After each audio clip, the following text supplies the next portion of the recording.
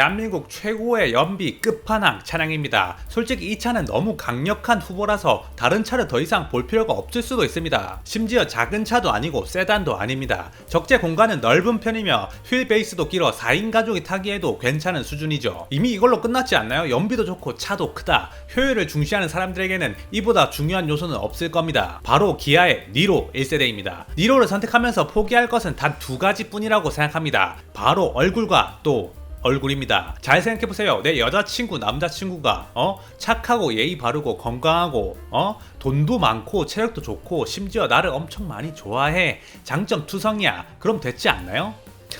안되나? 어쨌든 못생겼지만 착한 친구인 니로의 연비는 공인연비 기준 리터당 19.5km입니다. 특정 환경만 뽑아서 말씀드리는 게 아닙니다. 공인 복합 연비가 19.5km이며 실제 차주들은 리터당 20에서 30km를 찍는 사람들도 많습니다. 우리가 일반적으로 타는 내연기관과는 상당히 다른 막강한 연비를 가진 차량이라고도 할 수 있죠. 니로의 얼굴에 못생겼다고 무시하고 쳐다보지도 않으셨습니까? 이 차는 연비 하나를 위해서 모든 걸 준비해온 차량이라고도 할 수 있습니다. 소형 SUV 영역이지만 과감하게 키운 휠 베이스로 실내 공간이 생각보다 넓은 장점이 있습니다. 수치상으로는 2700mm의 휠 베이스이며 당시 동급 최대라고 생각하면 될 겁니다. 같은 시기에 출시된 투싼의 휠 베이스가 2670mm인 것을 보면 니로가 아주 특수한 모델이라는 것을 알 수 있죠. 이로 인해서 2열에도 충분한 공간을 가지고 있고 4인 가족도 쌉 가능입니다. 2열을 접게 되면 웬만한 SUV 부럽지 않은 넉넉한 공간을 사용할 수 있고 이로 인해서 연비는 물론 공간까지 잡은 최고의 실용성 자동차에 오른 것입니다. 하지만 세상의 모든 걸 다 갖춘 여친은 없습니다. 팔방미인 1세대 니로의 최악의 단점들을 알아보겠습니다. 니로가 연비도 좋고 공간도 좋고 다 좋지만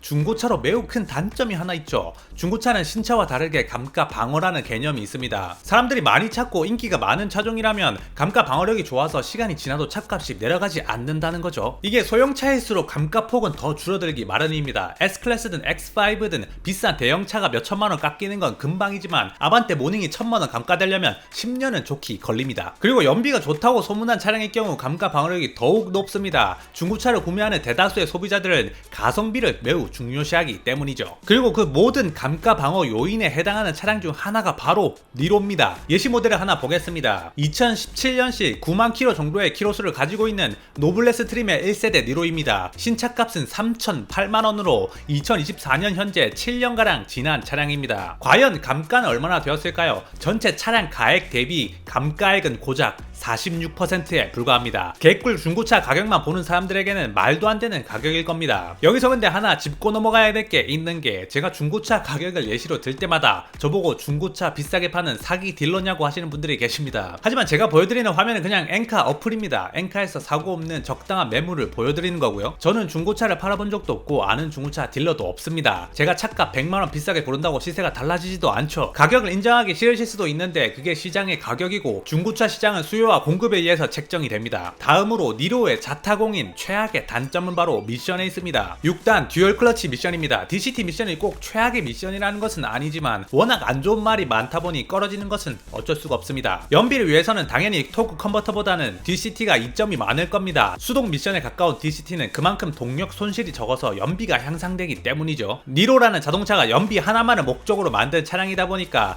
제조사 입장에서는 당연한 선택으로도 보입니다. 어쨌든 이 DCT 미션은 변속 과정에서 물리적인 충격이 발생하기 때문에 울컥거림이 있을 수 있습니다. 다행인 점은 하이브리드 모터가 저단과 저속에서 주행을 도와주기 때문에 일반 내연기관 DCT 미션처럼 플라이 휠이나 클러치 디스크를 소모품처럼 쓰는 정도까지는 아닙니다. 그렇다고 전혀 교환할 필요가 없다는 것은 아니지만 DCT의 단점을 하이브리드에서 어느 정도 극복이 가능하다는 거죠. 다음으로 분명 소형 SUV 수준의 실내가 넓은 것은 장점이긴 합니다만 마법을 부리는 게 아니라면 다른 무언가의 희생이 있었기에 실내 공간이 넓어진 것이겠죠. 그 희생의 대상은 바로 트렁크입니다. SUV 형태라 테일 게이트로 열리는 트렁크를 보고 굉장히 클 것이라고 착각할 수도 있는데 니로의 트렁크는 2열을 접지 않는다면 매우 협소합니다. 니로가 나오기 전 출시했던 하이브리드 아이오닉이 있습니다. 해치백 형태로 트렁크도 크고 도요타 프리우스를 겨냥해서 만들었었죠. 그러나 한국 사람들은 2열을 매우 중시하는데 아이오닉은 2열이 좁다고 욕을 엄청 얻어 처먹었었습니다. 판매량도 기대에 못 미쳤죠. 그 다음 니로를 계획할 땐 트렁크를 버리더라도 2열을 더 챙긴 게 아닌가 하는 추측을 해볼 수 있습니다. 뿐만 아니라 이 시트의 불편함도 종종 제기되는 단점입니다. 타 차량들에 비해서 시트가 짧고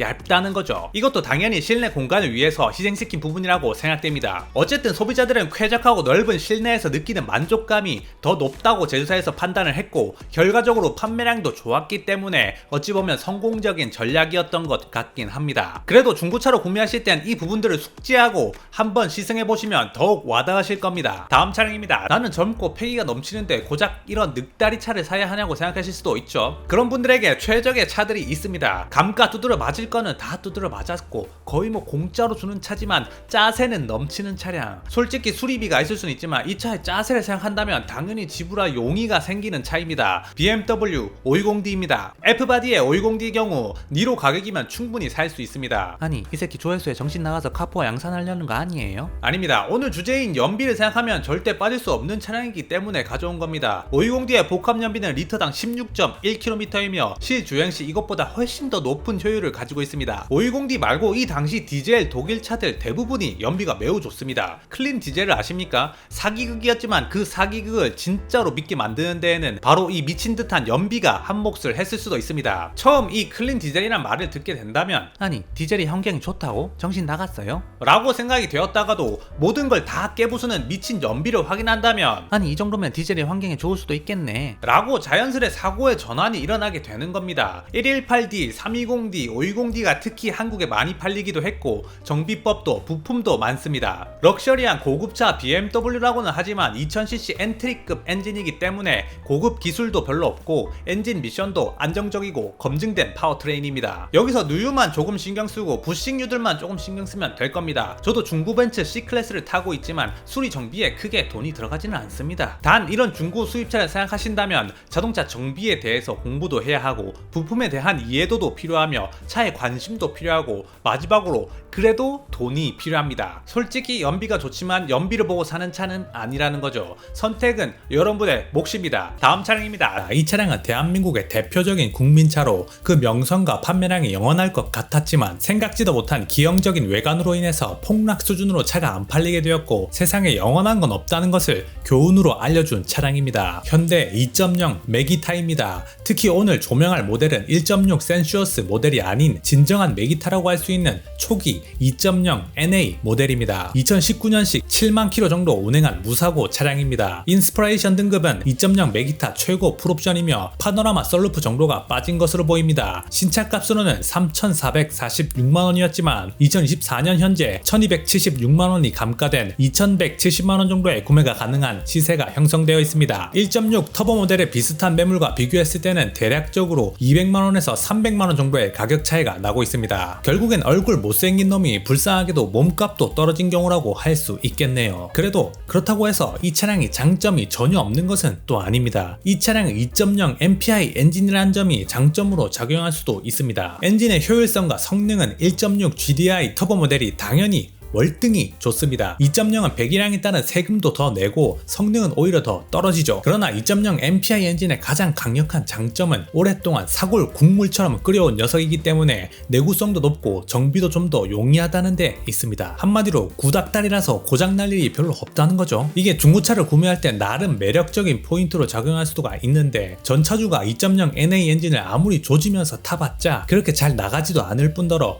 그러는 사람도 별로 없습니다. 그래서 결국엔 엔진 상태 하나만큼은 나름 믿고 살 수 있다는 장점이 있다는 거죠. 정리하자면 신차로 소나타를 산다면 무조건 1.6 터보 모델이 장점이 많겠지만 중고라면 좀 못생기고 잘하는 것도 별로 없는 친구라고 하더라도 열심히 하시잖아. 착하고 저렴한 녀석인 2.0도 좋은 선택지라는 겁니다. 하지만 야생의 중고차 시장에서는 가격이 곧 품질인 것입니다. 현대 메기타의 정신나간 단점들을 알아보겠습니다. 2.0 메기타의 최악의 단점은 역시 외관이지만 이미 너무 많이 후들겨 팬 것 같아서 다른 부분들을 알아보겠습니다. 2.0 메기타의 이해할 수 없는 단점 중 하나는 바로 핸들 조향 시스템인 MDPS에 있습니다. 1.6 모델의 경우 RMDPS인데 반해 2.0 모델은 9버전인 CMDPS가 장착되어 있습니다. 자세한 설명까지는 생략 생략을 하고 단점으로는 2.0 메기타의 MDPS는 핸들을 좌우로 돌리는 느낌 자체가 이질적입니다. 핸들을 돌리는데 자연스럽지가 않다는 거죠. 그것보다 더 큰 문제가 또 있는데 핸들 가까이 모터가 있어서 진동과 소음이 운전자에게 너무 많이 들어온다는 단점이 있습니다. 2.0 메기타의 핸들 소음은 실제로 운행하는 차주들 가운데서는 악명이 높은 대표적인 단점 중에 한 가지입니다. 다음 단점으로는 2.0 메기타는 엔진도 구닥다리 누 엔진이겠지만 미션도 구닥다리 6단 미션이라는 겁니다. 출력 자체가 낮은 차량이라서 더 비싼 8단 미션을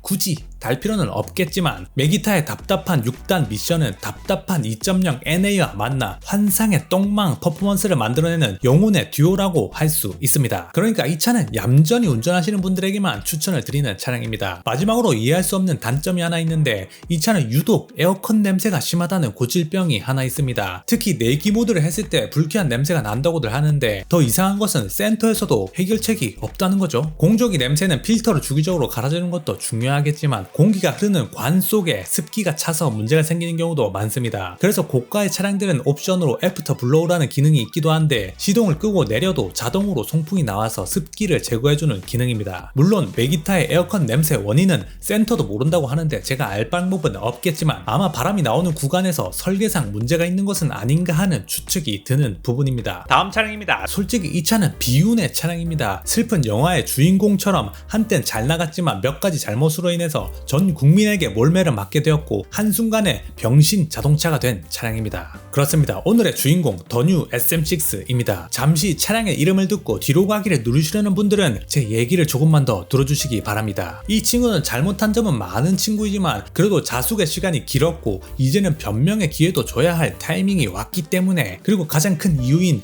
감가를 두들겨 맞은 아이이기 때문에 오늘의 주인공입니다. 특히 더뉴 SM6 1.8 프리미에르입니다. 거진 풀옵션이라고 보면 됩니다. 예시 모델로 가져온 차량은 2021년식에 5만 킬로를 주행한 차량입니다. 신차값은 무려 3,577만원, 현재 중고가로는 1,181만원이나 싸진 2,390만원에 구매가 가능한 차량입니다. 더뉴 SM6는 이전 버전에서 특히나 집단 구타를 당했던 승차감 개선을 위해서 2,300억 원 가량의 막대한 투자를 감행했고 바로 이 차량을 만들어냈습니다. 전작과 비교를 한다면 확실히 더 나아진 승차감은 특히 2열에서 더욱 크게 개선이 되었으며 요철에서 덜컹거리거나 떨림이 느껴지는 것을 상당 수준 커버했다고 합니다. 승차감뿐만 아니라 실내의 최고 단점으로 꼽히는 인포테인먼트 시스템의 반응 속도가 개선됐으며 실내 공조장치 버튼이 마침내 물리 버튼으로 대체돼서 답답한 SM6 차주들의 마음을 뻥 뚫어버리는 최고의 변화로 손꼽힙니다. 그리고 더뉴 SM6의 최고이자 마지막 장점은 역시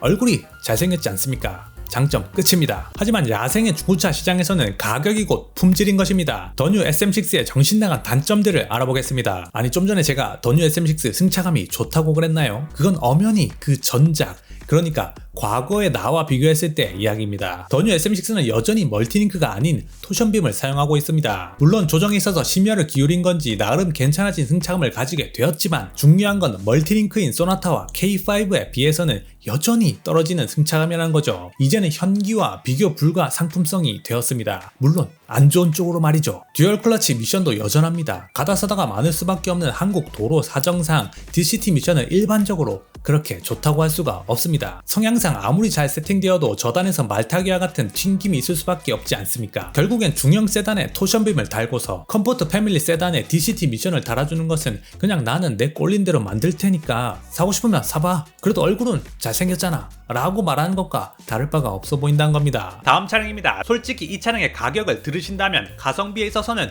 모두가 고개를 끄덕일 거라고 장담할 수 있습니다. 에쿠스와 제네시스에 밀려서 크게 빛을 보진 못했지만 그만큼 2등의 저력을 가지고 있는 차량 기아 2세대 K9입니다. 심지어 이 모델은 현재 팔리고 있는 페리 버전보다 더더욱 가치가 있는 모델입니다. 페이스리프트가 진행되고 외관에서 중후함이 무너져 내리면서 후면에 물고기 등뼈 컬렉션으로 상당히 많은 비판을 받고 현재는 판매량이 바닥 수준으로 추락했기 때문입니다. 이것은 마치 2등으로 성적 잘 쌓아오던 애가 성적 스트레스를 받고 한순간에 나락에 빠진 느낌마저 들게 할 정도입니다. 어쨌든 결론은 페이스리프트 전 2세대 K9이 더욱 메리트가 있다는 것입니다. 예시 모델로 가져온 차량은 무사고의 2019년형 모델입니다. 97,000km의 마일리지가 있는 차량입니다. 신차값으로는 6,312만원이며 2024년 현재 감가는 무려 57%, 금액으로는 3,562만원이 싸진 2,750만원에 구매가 가능합니다. 이것보다 주행거리가 짧더라도 3천만원 선에서 살 수 있는 극강의 가성비를 가지고 있습니다. 이 웅장한 외관을 보십시오. 대체 누가 이것을 2천만원대 차라고 생각하겠습니까? 차에 큰 돈을 들이고 싶진 않지만 편안하고 럭셔리한 자동차를 타고 싶으신 분들에게 아주 제격이라고 할 수 있습니다. 더 K9의 최고의 장점은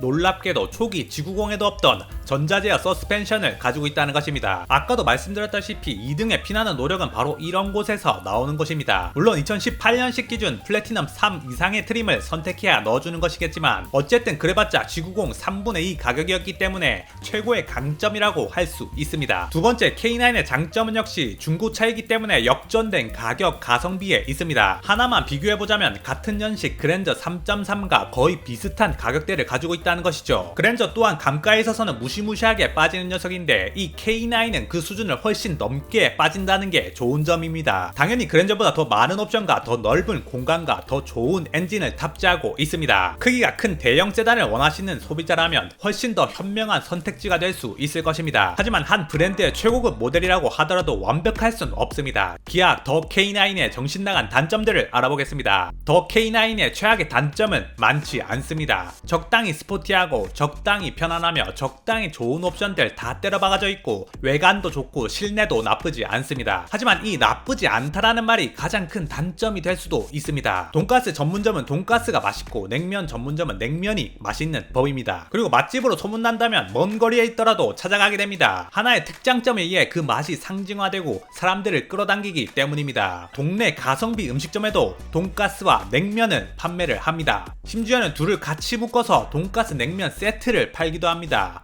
맛은 어떨까요? 동네 음식점도 맛있는 곳은 엄청 맛있습니다. K9이 바로 이 동네 가성비 음식점의 돈가스 냉면 세트를 보는 느낌이라는 것입니다. 에쿠스나 G90 같은 경우는 이름만 들어도 회장님 차 고급 세단이라는 단어가 떠오르는데 반해 K9의 경우 그냥 K7보다 좀 더 큰 차 말하는 거 아니에요? 라는 인식이 강합니다. 실제 주행 세팅도 적당히 스포티하며 적당히 부드럽기 때문에 딱히 뭐라고 정의하기 어렵다는 애매모호함이 대표적인 이미지로 자리 잡아 있습니다. 육각형의 균등한 능력치를 가지고 있다는 게 오히려 특색이 없다라고 느껴질 수 있다는 것이죠. 두 번째 K9이 시장에서 성공할 수 없었던 가장 큰 이유가 있습니다. 뛰어난 외관과 준수한 주행 능력과 고급스러운 실내 디자인으로 변화를 도모했던 더 K9이었지만 모든 전략들이 완벽했음에도 불구하고 단 한 가지 너무 아쉬운 부분이 있었습니다. 도저히 럭셔리 세단이라고 부를 수 없는 가장 큰 단점은 바로 기아의 브랜드 네임과 이때까지 쌓아온 업보가 있었습니다. Kill in Action이라고 조롱받으며 양카의 대명사로 불렸던 기아였습니다. 심지어 이 당시에는 그 유명한 K5 양카가 무수히 양산되던 시기였고 수많은 불법 튜닝과 도로 위의 무법 행위들로 인해 이미지가 떨어질 대로 떨어진 상황이었습니다. 그런 상황에서 이 동그랗고 조금은 멍청해 보이는 로고를 플래그십 세단에 똑같이 박아두었으니 막상 차가 예뻐도 손이 안 가는 게 사실입니다. 결론은 차를 매우 잘 만들었음에도 불구하고 G80, G90에 밀려나게 된 것입니다. 가성비 중고차를 구매하는 입장에서는 그러나 이것 또한 호재이기 때문에 매력적인 중고 매물인 것은 변함이 없어 보입니다. 다음 차량입니다. 4세대 프리우스의 공인 복합 연비는 리터당 21.9km입니다. 실제 차주들의 인증샷에서는 리터당 25km가 넘기도 합니다. 고속에서 하이브리드는 연비 효율성이 떨어지는 경우가 대부분이지만 프리우스는 리터당 21km로 그 폭이 덜합니다. 그래서 그런지 연료 탱크는 45리터밖에 안 되지만 풀탱크 시 900m, 1000km도 갈 수 있는 미친 차량이라고 할 수 있죠. 기름 냄새뿐만 아니라 기름 잔량으로도 주행 가능하다고 말할 수 있을 만큼 연비에 초점을 맞춘 차량입니다. 여기에는 공기저항 개수도 크게 한몫을 하는 요인입니다. CD값은 0.24로 얼굴을 포기하고 수치와 연비를 얻은 것이라고 볼 수 있겠습니다. 1800cc 엔진에 공차 중량은 1400kg 밖에 안 나가고 엔진 출력은 98마력입니다. 여기에 전기모터 72마력을 더해서 합산 출력은 122마력입니다. 프리우스 4세대의 특징은 10km에서 80km로 주행 시 충돌 방지 경보와 긴급 정지까지 지원을 해주는 토요타 세이프티 센스가 탑재되어 있습니다. 당시 토요타 뉴 글로벌 아키텍처라는 TNGA 플랫폼을 새롭게 선보이며 극강의 원가 절감을 했다는 대대적인 체질 변화가 있었던 시기입니다. 옵션에 야박한 토요타인데도 불구하고 윈드실드와 1열에 이중 접합 유리까지 달려 있었습니다. 소음 문제나 주행 성능과 관련해서는 그래도 괜찮다는 의견이 대다수입니다. 특히 승차감과 코너링에 있어서는 차급 대비 호평이 많은 차량입니다. 그러니까 연비가 엄청 좋은 것뿐만 아니라 의외로 주행 성능에서도 만족도가 높은 차량이라는 거죠. 하지만 프리우스의 단점은 단순히 얼굴에만 있는 것은 아닙니다. 못생긴 놈이 꼴값을 한다고 토요타 프리우스의 정신 나간 단점들도 알아보겠습니다. 프리우스의 가장 큰 문제는 바로 가격에 있습니다. 신차일 때도 가격이 문제였고 그 문제는 지금 중고 시장에서도 마찬가지입니다. 예시 모델을 보겠습니다. 2018년식 7만 킬로미터 정도의 마일리지가 있는 차량입니다. 신차 값으로는 3,270만원이었습니다. 아주 적절한 비교는 아니나 같은 2018년에 나온 그랜저 IG 2.4 깡통 모델의 경우 가격이 3,112만원이었습니다. 제 입으로 얘기하진 않겠지만 머릿속에 스멀스멀 떠오르는 단어가 하나 있습니다. 심지어 풀옵션인 프리우스 S의 경우 3,890만원이나 했기 때문에 할인이고 나발이고 가격이 산으로 간 것은 맞는 것 같습니다. 어쨌든 그렇다면 2014년 현재 중고차 가격은 어떨까요? 3,270만원이었던 토요타 프리우스 4세대는 6년 만에 46% 고작 1,480만원 감가된 1,790만원에 구매할 수 있습니다. 아니 씨발 이거 너무 비싼 거 아니에요? 다음 단점으로는 수입차 중에서는 프리우스가 저렴한 편인데 수리비에 대한 부품값이 상당히 높게 책정되어 있습니다. 보험 등급이 안 좋게 되어 있다는 거죠. 수리 부문에서 차량 등급은 독삼사와 비슷한 수준이라고도 할 수 있습니다. 이게 왜 안 좋을 수 있냐면 차량 가액 자체는 저렴한데 수리비는 비싸서 별것 아닌 사고에도 전손 처리가 될 수 있다는 거죠. 약간의 과장을 조금 보탠다면 외판 조금 먹고 이리저리 갈았을 뿐인데 뼈대 먹는 사고 없이 전손이 되어버리는 케이스가 생기기도 한다는 거죠. 이게 연식이 있는 수입차에서는 흔한 일이긴 한데 그렇게 비싸지도 않은 가성비 차에서도 발생을 한다면 이게 입장이 달라지는 겁니다. 이것 때문에 중고가가 더 떨어지기 때문이죠. 다음으로 일본차의 최대 약점인 실내가 있습니다. 대부분의 구성물들이 솔직히 가격 대비 아쉽습니다. 특히 저는 프리우스의 기어봉이 참 특이한데 이게 오락실 조이스틱 같이 생긴 것 같기도 하고 막대 사탕 같기도 하면서 뭔가 장난감 같으면서 뭐 그렇습니다. 하지만 모양이야 뭐 개인 취향이 있으니까 넘어가더라도 위치는 조금 아쉽습니다. 앞쪽 센터 패시아에 붙어 있어서 조작 시 팔을 쭉 뻗어야 하는 불편함이 있기 때문이죠. 센터 디스플레이가 작고 귀엽고 느리고 병신 같다는 것은 공공연한 사실이지만 더 언급하지는 않겠습니다. 파킹 브레이크도 풋 파킹 방식을 사용하고 있습니다. 운전석 왼쪽 아래에 있으며 매번 발로 눌러줘야 하는 번거로운 방식입니다. 다음으로 프리우스에는 중요한 디자인 포인트가 있는데 센터 콘솔 부분에 하얀색으로 특이하게 만들어둔 부분이 있습니다. 제조사인 도요타에서는 도자기 느낌이 나는 고급감을 선사했다고 발표를 했는데요. 다만 소비자들 입장에서는 이게 변기가 아니냐고 하는 의견이 좀 있었습니다. 물론 저는 어느 입장도 아니라는 것을 말씀드립니다. 그 다음 단점으로 넘어가겠습니다. 실주행 시 소음 문제도 조금 있습니다. 아까 1열 이중접합 유리 옵션이 있다고 한 것은 아쉽게도 S등급에만 해당하는 옵션입니다. 보시다시피 중고시장에서는 S등급이 2대밖에 없죠. 가격이 워낙 비쌌기 때문에 판매가 많지 않았던 것으로 보입니다. 일반적인 E등급이라면 차급의 한기와 함께 풍절음과 타이어 노면 소음에 취약합니다. 이런 소음은 당연히 고속에서 더욱 신경이 쓰일 것이고 소리에 예민하신 분들은 아쉬울 수 있을 겁니다. 다음으로 토요타 하이브리드 시스템에 대해서는 토를 달 수 없을 만큼 그 성능과 내구성 또한 뛰어납니다. 하지만 기계는 기계고 기계란 고장을 필연적으로 수반할 수밖에 없죠. 그리고 내구도라는 것도 정해져 있습니다. 하이브리드라는 이름답게 엔진과 모터를 동시에 써야 하면서 효율적으로 구동을 배분하기 위해서 복잡한 시스템을 적용해야 합니다. 복잡하고 어려울수록 뭐가 문제인지 아십니까? 바로 수리비입니다. 한 가지 케이스만 살펴보자면 토요타 하이브리드 배터리를 교환할 때 보통 300만원 정도의 센터 비용이 발생합니다. 일반적인 다른 파츠 같은 경우는 센터 값의 반값 또는 반의 반값으로 수리 성질을 찾아가서 수리를 하면 되는데 하이브리드 배터리는 복잡하게 연결되어 있고 추후에 어떤 문제가 발생할지 모르기 때문에 사설 수리업체 아무 곳이나 갈 수 없다는 단점이 있습니다. 그러니까 결론적으로 하이브리드 배터리를 교환할 때마다 300만원의 생돈을 낼 준비를 해야 한다는 거죠. 제조사에서는 10년 20만 킬로 보증을 하고 있습니다만 매년 공식 서비스 센터에서 배터리 점검을 1회 이상 받을 시 해당하는 사항입니다. 그러니까 중고로 구매할 땐 이마저도 확신할 수는 없다는 거죠. 뿐만 아니라 한국에 들어온 프리우스의 배터리는 니켈 수소 배터리로 리튬 이온 배터리보다 에너지 밀도가 낮은 저가형 배터리입니다. 물론 안전성과 내구성이 좋아서 사계절이 뚜렷한 한국에 어쩔 수 없는 조치라고 하는 제조사 토요타의 언급이 있긴 했지만 미국과 같은 큰 나라에도 리튬 이온을 넣어주는 것으로 보아서 원가 절감이지 않나 하는 게 여론이었습니다. 배터리의 용량도 1.3kWh시로 적은 편입니다. 당시 프리우스의 국내 경쟁 차종이었던 아이오닉 하이브리드의 경우 리튬이온 배터리에 1.56kWh의 배터리가 탑재되어 있습니다. 이 당시만 하더라도 하이브리드는 현기가 명암을 못 내밀고 있었는데 이런 이슈들이 있고 토요타 차값이 너무 비싸짐에 따라서 현기의 하이브리드가 반등을 하는 계기가 된 것 같습니다. 다음으로 프리우스 4세대의 자잘한 단점으로는 옵션에 있습니다. 당연히 토요타니까 기대는 안 합니다. 판매하는 S트림은 거의 없으니 이 트림 기준으로 말씀을 드리겠습니다. 이 차량은 3천만원이 넘는 차인데도 불구하고 핸들 열선이 없습니다. 시트도 수동에다가 심지어는 직물입니다. 핸들 텔레스코픽도 수동이며 차선 이탈 경보 같은 거는 당연히 없습니다. 후측방 경보 시스템도 없고 전방 주차 센서도 없습니다. 메인 센서도 S에만 들어가며 HUD도 핸드폰 무선 충전도 S트림에만 들어갑니다. 이게 옵션이 너무 없다 보니까 신기한 일이 벌어지는데 싸제 프리우스 전용 옵션 패키지들이 생긴다는 겁니다. 그래서 중고 매물들도 열선 시트와 가죽 시트, 암레스트, 가죽 패키지들을 싸제로 설치한 케이스들이 많습니다. 이 부분은 당연히 중고로 살 때는 개꿀 포인트가 되겠죠. 감사합니다. 김누킴이었습니다.